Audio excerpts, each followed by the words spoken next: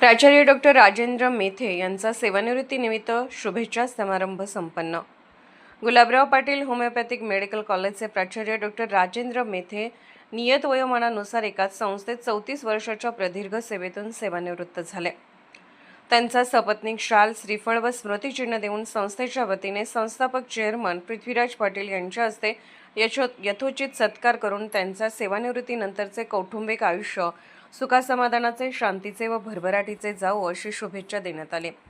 कार्यक्रमाचे स्वागत व प्रास्ताविक नूतन प्राचार्य डॉक्टर प्रताप भोसले यांनी केले।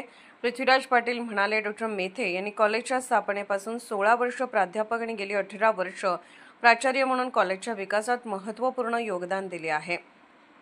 संस्था, पदाधिकारी व विश्वस्त आणि सहकारी शिक्षक व शिक्षकेतर कर्मचारी यांच्याबरोबर त्यांचे कायमच स्नेहार्द संबंध राहिले। माझ्या संस्थेतील सर्व स्टाफ संस्थेवर प्रेम करतो आणि कर्तव्यदक्ष आहे। डॉक्टर राजेंद्र मेथे हे प्राचार्य तर होतेच, त्याचबरोबर ते माझे घनिष्ठ मित्र म्हणून कायम लक्षात राहणार। डॉक्टर पृथ्वीराज मेथे आणि वडिलांच्या संबंधित कॉलेजच्या स्मृतींना उजाळा दिला। प्राध्यापक डॉक्टर राजेंद्र मेथे म्हणाले, पृथ्वीराज बाबा पाटील यांनी प्रचंड खस्ता खात शून्यातून विश्व निर्माण केले आणि आज गुलाबराव पाटील शैक्षणिक संकुलात हजारो विद्यार्थी घडत आहेत। गुलाबराव पाटील होमिओपॅथिक मेडिकल कॉलेजमधून हजारो डॉक्टर्स आम्ही घडवले, याचे खरे श्रेय पृथ्वीराज बाबांना द्यायला हवे।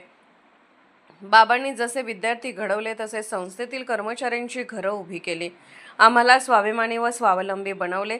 ते आदर्श शिक्षण संस्थाचालक व समाजकारणी नेता आहेत। विश्वस्त वीरेंद्र सिंह आणि बाबांचे मार्गदर्शन आणि सहकार्य मी कधीच विसरणार नाही।